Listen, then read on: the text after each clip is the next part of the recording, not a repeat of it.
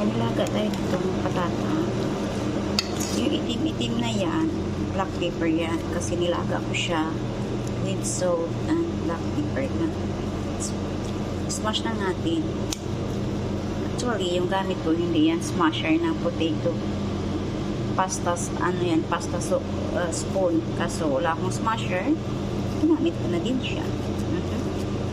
So, smash lang natin. Dagdagan lang natin ng butter. Smash natin ulit. Tinikman ko na siya. Hindi na kailangan dagdagan ng asin. Tama na yung timpla. Ayan. Halo lang natin. Actually, hindi pa na ininit siya kasi mainit yung patata natin. Malulusaw na din yung butter.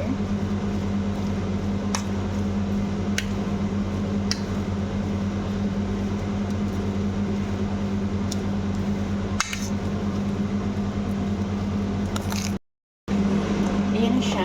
Dagdagan natin ng milk. Maganda sana pag may iba, pero wala man ako noon. Ito na lang. Lufa. Tansya lang yung ano nga, yung measurement ng gatas. Para magiging creamy naman yung smash potato natin. So, ito yung lulutuin natin mamaya. Tawag dito ay meatballs with smashed potato. So, ito siya.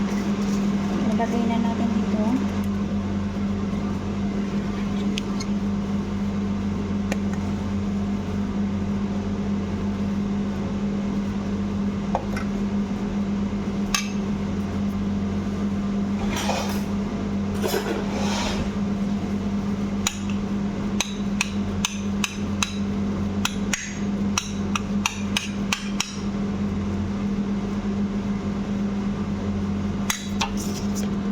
Lagyan natin ng olive stick.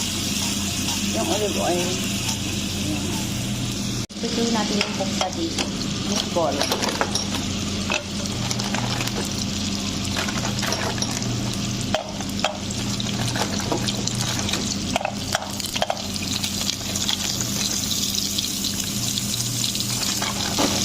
Ayan. Hintayin lang natin siya na mag-red. Mag-reddish yung ano niya.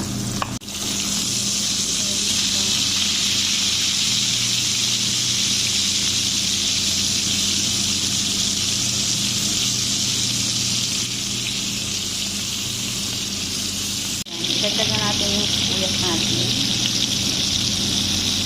Pati natin yung bawang natin.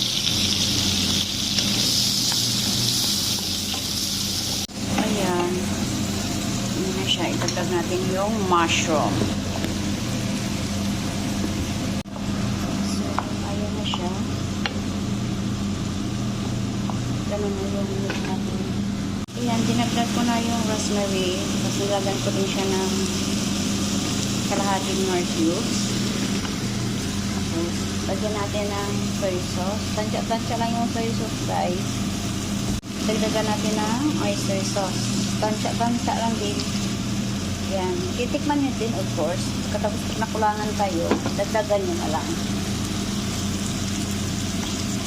Tapos, dagdagan natin ng tubig.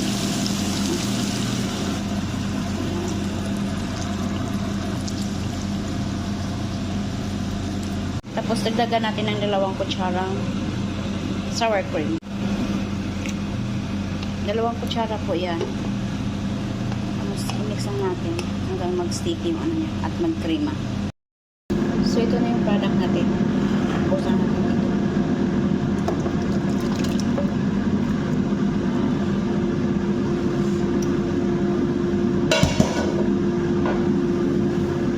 So, ayan siya. Decoration sa gitna ng rosemary. Tapos scatter na natin siya. So, ganyan na siya.